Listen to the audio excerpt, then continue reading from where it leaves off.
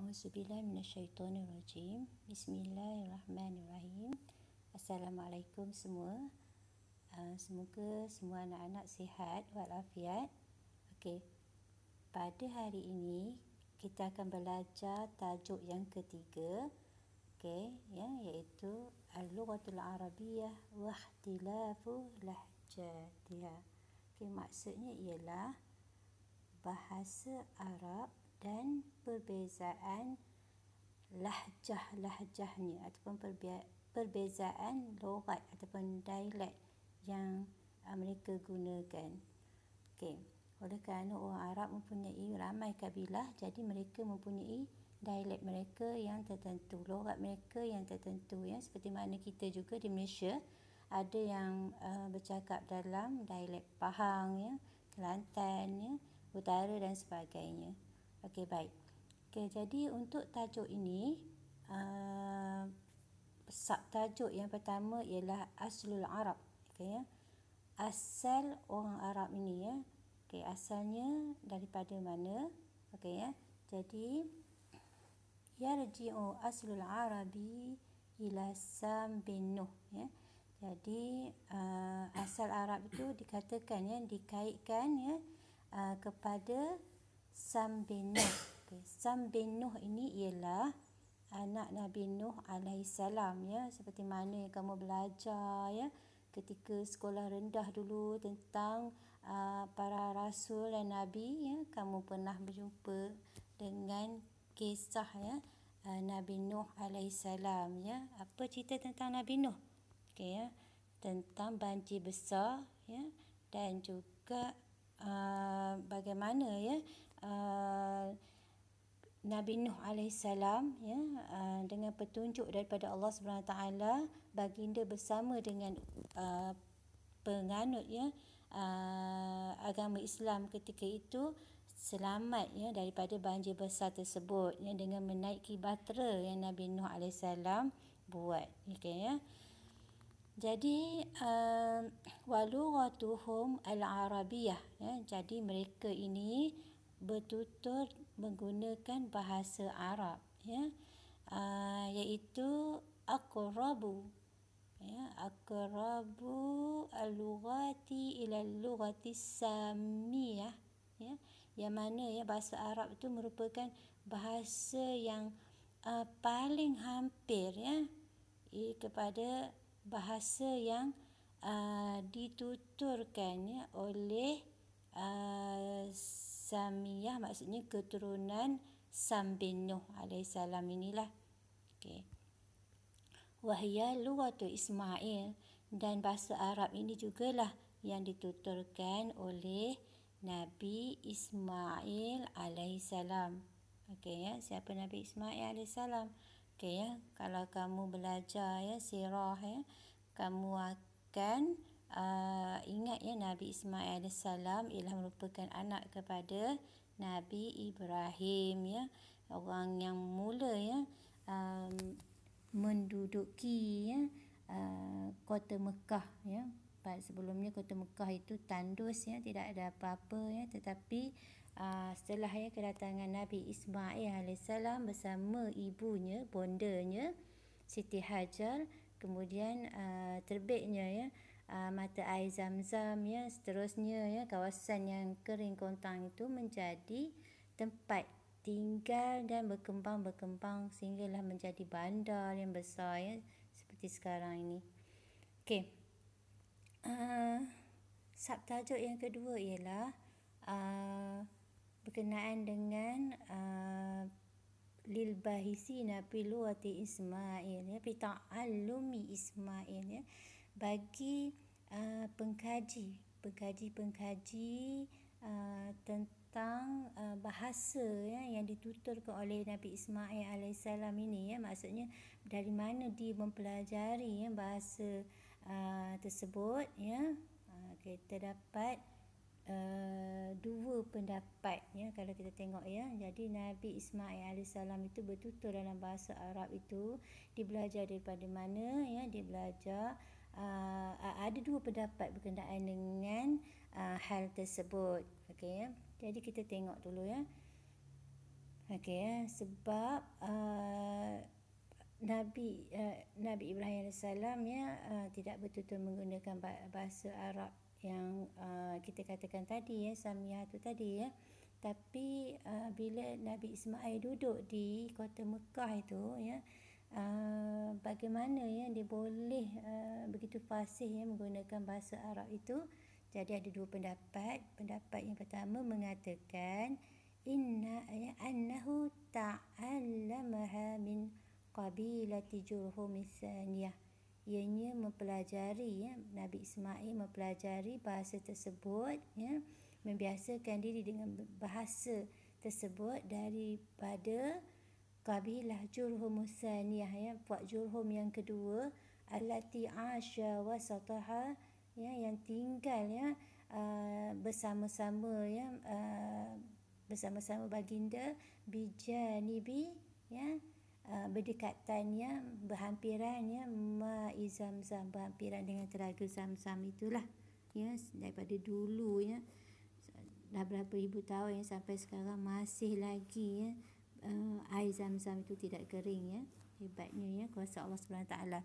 Panasya'a bainahum Nabi Ismail memang membesar bersama puak Jurhum yang kedua ini watazawwaja dan kemudian berkahwin minhum dengan puteri mereka maksudnya dengan wanita daripada kabilah Jurhum ini jadi baginda mempelajari lughatuhum baginda akhirnya mempelajari belajar dan bahkan setakat belajar bahkan dia pun bertutur baginda juga bertutur dalam bahasa yang digunakan oleh puak Jurhum yang kedua ini iaitu bahasa Arab tersebut, bahasa Samiyah itu. Okey. Yang kedua ialah annahu ta'allamuha ianya mempelajarinya ataupun mendapatkan bahasa tersebut min qabilah Ya'rub bin Qahtan daripada kabilah yang disandarkan kepada Ya'rub ni Qahtan nama orang ni iaitu merupakan puak Al-Qahtaniyun puak Qahtaniyun allati kanat taskunu Yaman yang juga berasal daripada Yaman jadi secara ringkasnya bahasa yang dituturkan oleh Nabi Ismail alaihissalam ini iaitu bahasa Arab ini sebenarnya berasal daripada Yaman. Okey kita tengok halaman yang kedua yang seterusnya. Okey di bawah tajuk bahasa Arab dan juga perbezaan dialek-dialek ataupun lahjah-lahjah ataupun logat-logat ini subtajuk yang penting yang tidak boleh ditinggal juga ialah surun ihtilaful lahajat suarun suaru ihtilaful lahajat iaitu bentuk-bentuk bentuk-bentuk perbezaan lahjah logat ataupun dialek-dialek yang dituturkan itu Okey, jadi antaranya ialah hazfun nun min al-jarrah dibuang huruf nun maksudnya dibuang huruf nun daripada huruf al-min huruf min al-jarrah. Okey nampak tu min al-jarrah contohlah supaya kamu lebih faham. Okey min al-hayah. Okey min al-hayah kan ada huruf min kat sini. Min ini adalah termasuk dalam huruf jar sebab tu disebut min al-jarrah dibuang huruf nun pada min al-jarrah huruf jar iaitu min ini jadi min al-hayah jadi mal-hayah. Okey jadi huruf nunnya telah dibuang jadi kabilah ini dia bila dia bertutur tak dengar bunyi nunnya minal hayah jadi mil hayah saja. Sebenarnya mil hayah tu maksudnya minal hayah lah. Okey ini antara contoh dialek ataupun logat yang dituturkan oleh kabilah-kabilah yang berada di semenanjung tanah Arab ketika itu. Contoh yang kedua ialah kasru akharufi kasru ahrufil mudhara'ah, ya, iaitu dibariskan bawah ya huruf mudhari'-nya ya. Okey ya. Fi'il mudhari' ya, contohnya diberi perkataan yahruju ya. Okey, huruf ya ini asalnya baris atas ya, yahruju, ya ketubu ya, yaf'alu. Okey, sekarang dibaris ke bawah huruf ya-nya dia menjadi yahruju. Okey, ini juga antara contoh dialek yang terdapat ya di semenanjung tanah Arab ya, dituturkan oleh kabilah-kabilah yang tertentulah, bukan semua kabilah. Okey ya. Yang ketiga ialah ya ibdalul lam ya, ditukarkan huruf lam kepada huruf mim ya. Bila berlaku itu, iaitu pi alif lam ma'rifah ya, iaitu pada alif lam ma'rifah. Okey ya. Okey, untuk lebih faham lagi, cuba kita tengok contoh. Okey ya. Contoh ialah albirru. Okey ya. Jadi lamnya, huruf lamnya ya, kalau Ustazah nak contoh kat sini sebab dia kecil sangat jadi terambil yang lain. Tapi huruf lamnya ditukarkan kepada huruf min. Ya, kamu nampak ya, huruf lam tu dah ditukarkan kepada huruf mim ya. Jadi ambiru. Okey ya. Kat sini ya, daripada albiru jadi ambiru ya. Huruf lamnya dah ditukar kepada huruf min ya. Okey. Ustazah harap kamu faham. Okey, ada lagi contoh yang lain ya. Satu contoh, ada dua contoh lagi. Okey, Ustazah terangkan. Contoh yang kedua ialah okey, qalbul ha ainan. Okey ya. Qalbul ha ainan, maksudnya ditukarkan juga ya huruf ha kepada huruf ain. Contohnya ya, perkataan al-hasan. Okey ya. Huruf ha ini telah ditukarkan kepada huruf ain.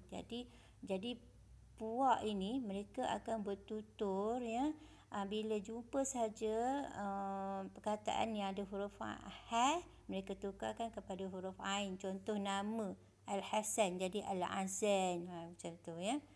Jadi sengau sikit ya. Okey. Yang seterusnya ialah okey ya, masih lagi kita bincang tentang perbezaan dialek ataupun logat-logat ya yang digunakan oleh sebahagian beberapa ya kabilah yang terdapat di semenanjung tanah Arab. Okey ya. Ja'alul ya'i ba'dal ain. Okey ya. Dijadikan ya, ataupun huruf ya yang berada selepas ain ditukarkan kepada huruf jim. Okey ya. Ja'alul ya ba'dal ain jiman ya. Ditukarkan huruf ya selepas huruf ain ya, maksudnya huruf ain ya. Maksudnya huruf ya okey yang berada selepas huruf ain itu akan menjadi huruf jim. Macam tu ya. Okey, kita tengok contoh. Misalnya ar-ra'i. Okey ya. Perkataan ar-ra'i kan ada huruf ya di sini selepas huruf ain. Okey ya. Okey. Dia menjadi ar-ra'ish. Okey, jadi tak ada dah bunyi ra'i tu, dia jadi bunyi ar-ra'ish. Jadi kabilah ini dia tak sebut ra'i, dia sebut ra'ish. Okey ya. Dah ditukarkan ya ni ya kepada huruf jim. Ini berlaku kalaulah huruf ya itu berada selepas huruf ain sahaja. Okey, itulah dia ya.